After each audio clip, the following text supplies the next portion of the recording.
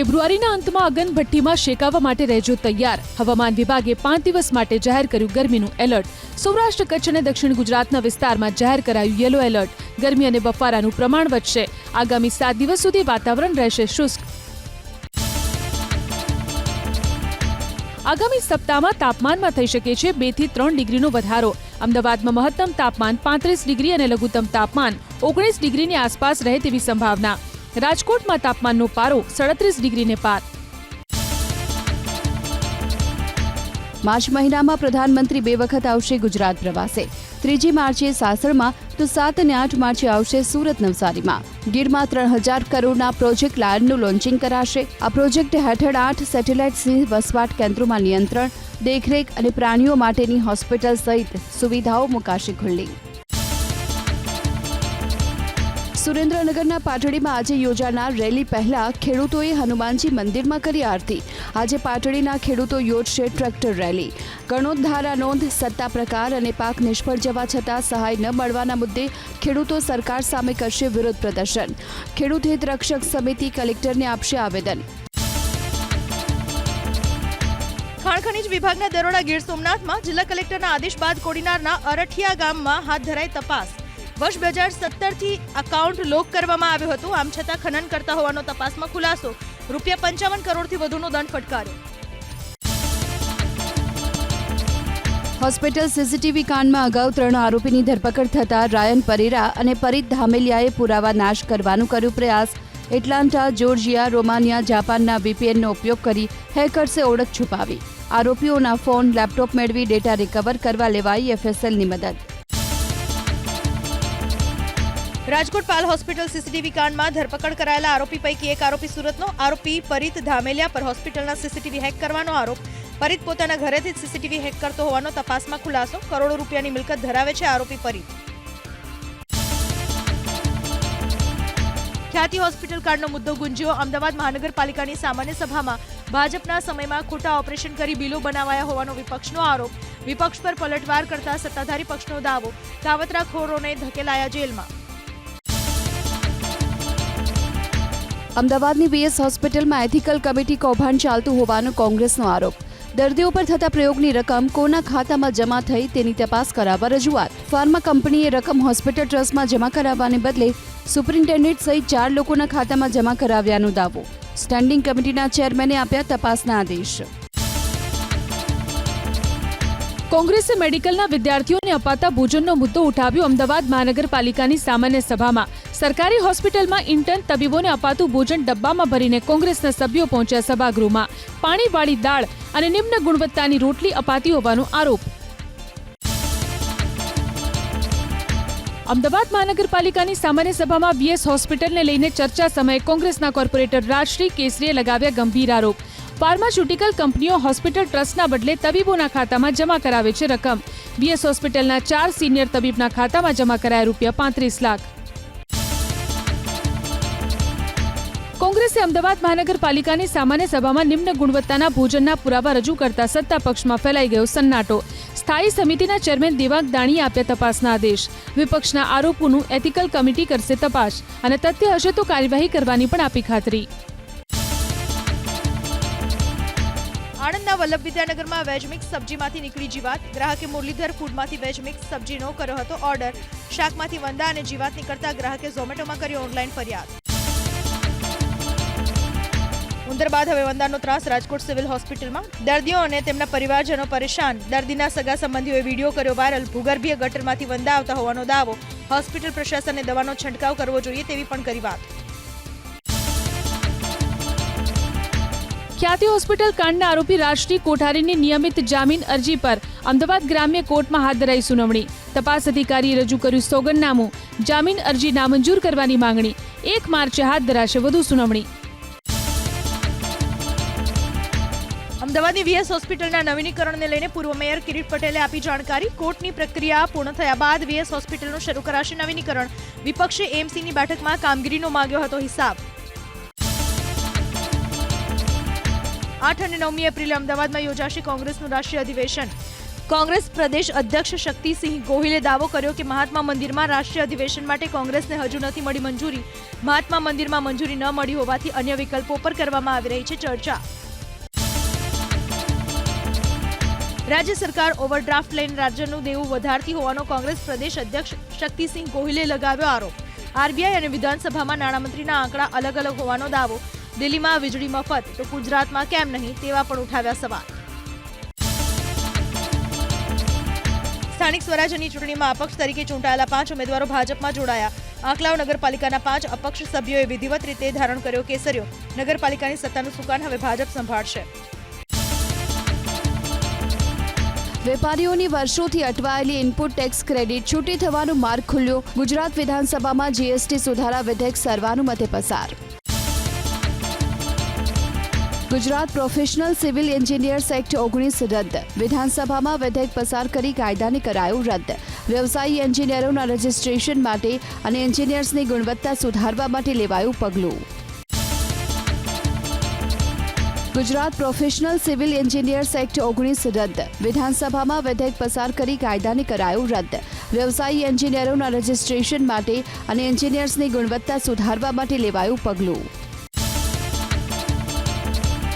રાજ્ય સરકારે 2 વર્ષમાં 42,000 વૃક્ષો કાપ્યા. સાબરકાંઠા અને અરવલ્લી જિલ્લામાં બાયડના ધારાસભ્ય ધવલસિંહ ઝાલાએ વિધાનસભામાં પૂછેલા સવાલ પર સરકારનો જવાબ. વૃક્ષારોપણ માટે કરોડોના ખર્ચની વચ્ચે દર વર્ષે લાખો વૃક્ષોનું નિકંદન થતા ઉઠ્યા અનેક સવાલ.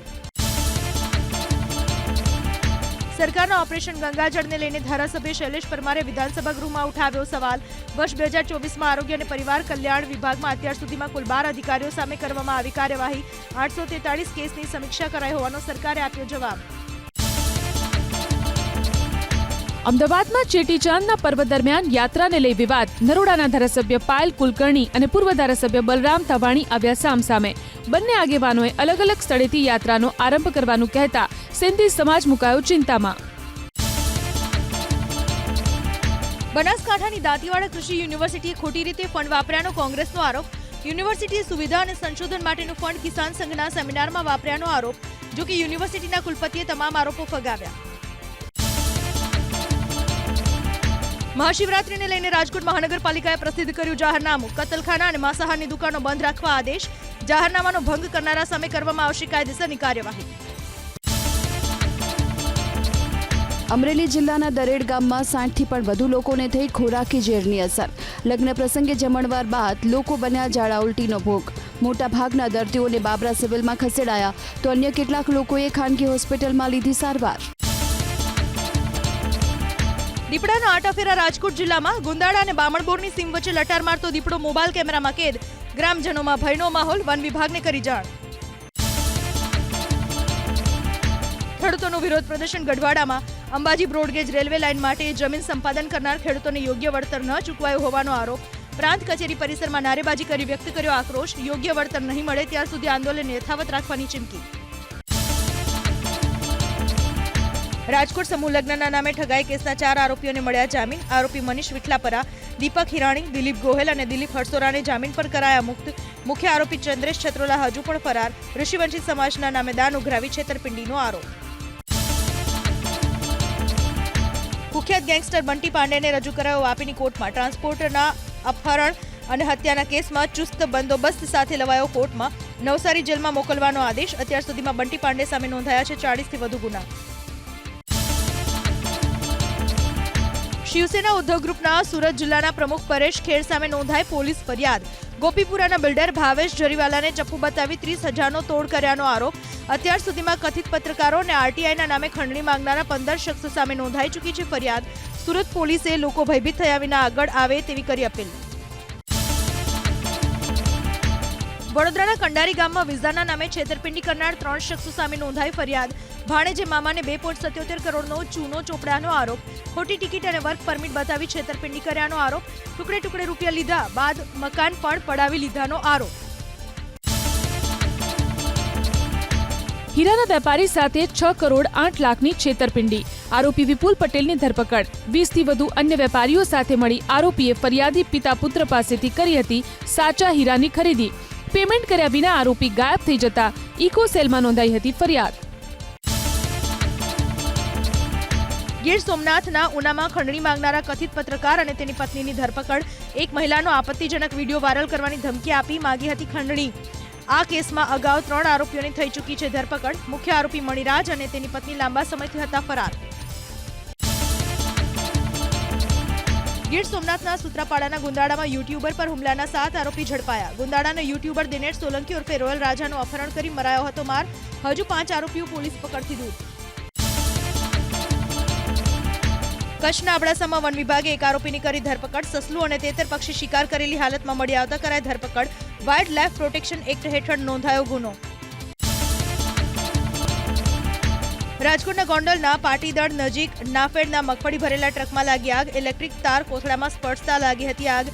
સ્થાનિકોએ પાણીનો મારો ચલાવી આગ ઉપર મેળવ્યો કાબુ. કોઈ મોટું નુકસાન કે જાનહાનિ નહીં. મોરબી જિલ્લાના માળિયા હળવદ હાઈવે પર એક ટ્રકમાં લાગી આગ. અળિયારી ટોલનાકા પાસે ઘઉં ભરેલી ટ્રકમાં આગ ભભૂકી ઉઠી. ટ્રકનો ચાલક સમયસર બહાર નીકળી જતા થયો બચાવ. ફાયર વિભાગે આગ પર મેળવ્યો કાબુ.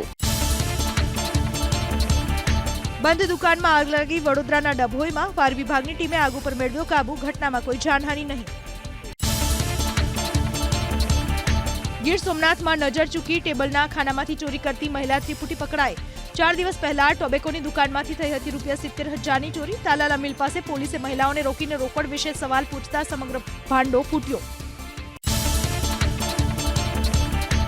નર્મદાના ડેડિયાપાડામાં મોબાઈલની દુકાનમાં ચોરી કરનારા 3 નબીરાઓની ધરપકડ.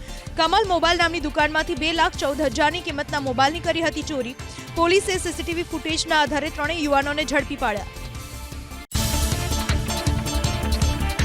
અમરેલીની શાંતાબા ગજેરા હોસ્પિટલ આવી વિવાદમાં. હોસ્પિટલનો વહીવટ સરકારે પ્રાઇવેટ ટ્રસ્ટને સોંપ્યા બાદ સિવિલ હોસ્પિટલમાં ચાર્જ ચૂકવવાના બોર્ડ લાગતા ગરીબોની સ્થિતિ બની દયનીય.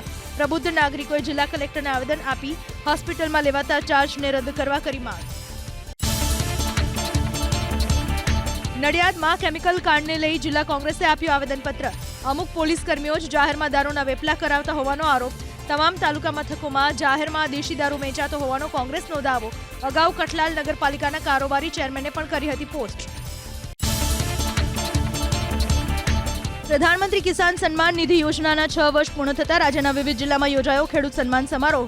અમદાવાદ, વડોદરા, બનાસકાંઠા, નવસારી, પોરબંદર સહિતના જિલ્લામાં સમારોહ દરમિયાન ખેડૂતોના ખાતામાં જમા કરાઈ સહાય. પ્રધાનમંત્રી નરેન્દ્ર મોદીએ કાર્યક્રમમાં કર્યું વર્ચ્યુઅલી સંબોધન. પાલનપુરના સાસમ ગામમાં 2 સાંઢ વચ્ચે યુદ્ધ. લડતા બે સાંઢે રસ્તા પરથી પસાર થતા એક યુવકને લીધો અડફેટે. ઇજાગ્રસ્ત યુવકને તાત્કાલિક સારવાર માટે ખસેડાયો. પ્રશાસનની કામગીરીથી સ્થાનિકોમાં રોષ. ગુજકેટની પરીક્ષાની તારીખ જાહેર. 23મી માર્ચ 2025ના રોજ યોજાશે ગ્રુપ A, B સહિતની પરીક્ષા. સવારે 10 થી બપોરે 4 કલાક સુધી યોજાશે પરીક્ષા. NSUIનું વિરોધ પ્રદર્શન અમદાવાદમાં. ગુજરાત યુનિવર્સિટીના ફી વધારાના નિર્ણયનો કરાયો વિરોધ. યુનિવર્સિટીના સત્તાધીશોના વિરોધમાં કરી નારેબાજી. તાત્કાલિક ધોરણે ફી વધારો પરત ખેંચવાની માંગણી. જો ફી વધારો પરત ખેંચવામાં નહીં આવે તો કરાશે ઉગ્ર આંદોલન. BCom, BBA, BCA, BA સહિતના કોર્સમાં પ્રતિ સેમેસ્ટર ₹1,750 થી ₹4,500 સુધીનો કરાયો છે ફી વધારો. અમદાવાદ મહાનગરપાલિકાની હદમાં નવા વિસ્તારના સમાવેશ પછી પણ 25 વર્ષમાં શાળા વધવાને બદલે 113 શાળાઓ ઘટી. વર્ષ 2001માં 563ની સામે હાલમાં 450 કોર્પોરેશનની શાળા. ગોધરામાં ઇમરાન ચાલીના સ્થાનિકોને મકાન ખાલી કરવાની અપાઈ નોટિસ. 3 દિવસમાં મકાન ખાલી કરવા સ્થાનિકોએ પાલિકાને આપી નોટિસ. મકાનો અતિ જર્જરિત બનતા 3 દિવસમાં મકાન ખાલી કરવાની સૂચના. અનિચ્છનીય બનાવ ન બને તે માટે મકાન ખાલી કરવાની પાલિકાની નોટિસ. વડોદરા જિલ્લાના માર્ગ મકાન વિભાગની રોડ રીસર્ફેસિંગની કામગીરી સામે ઉઠ્યા સવાલ. કરજણના પૂર્વ કોંગ્રેસ પ્રમુખે રોડ રીસર્ફેસિંગના કામમાં ભ્રષ્ટાચારનો લગાવ્યો આરોપ. માર્ગના રોડ રીસર્ફેસિંગનું કામ સોંપાયું છે BD સોરઠિયા કંપનીને. કોન્ટ્રાક્ટર હલકી ગુણવત્તાનું મટીરીયલ્સ વાપરતા હોવાનો આરોપ. ભાવનગરના વર્તેજ આંબાવાડીમાં 30 થી 35 લોકોને કરડી ઝેરી મધમાખી. એક મહિલાના અવસાન બાદ અંતિમ ક્રિયા વખતે સ્મશાનમાં બન્યો બનાવ. મધમાખી ઉડતા જ થોડી વાર માટે સર્જાયો અફરાતફરીનો માહોલ. તમામને વર્તેજ આરોગ્ય કેન્દ્રમાં અપાઈ સારવાર. મિશ્ર ઋતુના કારણે રાજકોટ શહેરમાં વકર્યો રોગચાળો. ડેન્ગ્યુ, ટાઇફોઇડ અને કમળાના દર્દીઓ સામે આવતા આરોગ્ય વિભાગ થયું સતર્ક. મહાનગરપાલિકાના ચોપડે વિવિધ રોગના નોંધાયા 1946 કેસ. ફોગિંગ સહિતની કામગીરી કરાઈ ઝડપી. સુરત શહેરમાં હેલ્મેટના કાયદાનો અમલ કરાવવા ટ્રાફિક પોલીસની કડક કાર્યવાહી. ડ્રોન કેમેરાની મદદથી 15,000થી વધુ વાહન ચાલકોને ફટકારાયા ઈ-મેમો.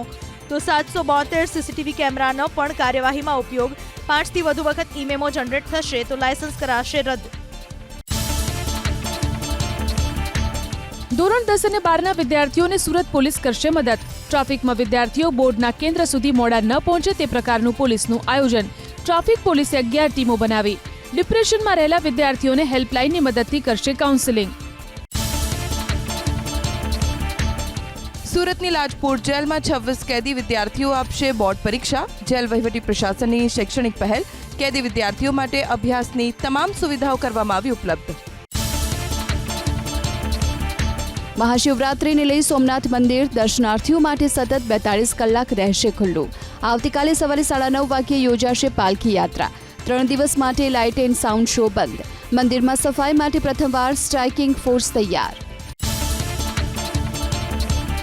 મહાશિવરાત્રિ નિમિત્તે સોમનાથ મહોત્સવનો થયો પ્રારંભ. મુખ્યમંત્રી ભૂપેન્દ્ર પટેલના હસ્તે કાર્યક્રમ ખુલ્લો મૂકવામાં આવ્યો. પદ્મશ્રી કલાકારોએ પોતાની પ્રતિકૃતિઓ રજૂ કરી. સમુદ્ર કિનારે પાર્થિવ શિવલિંગ મહાપૂજાનું કરાયું આયોજન. સતત 42 કલાક સુધી મંદિર રહેશે ખુલ્લું.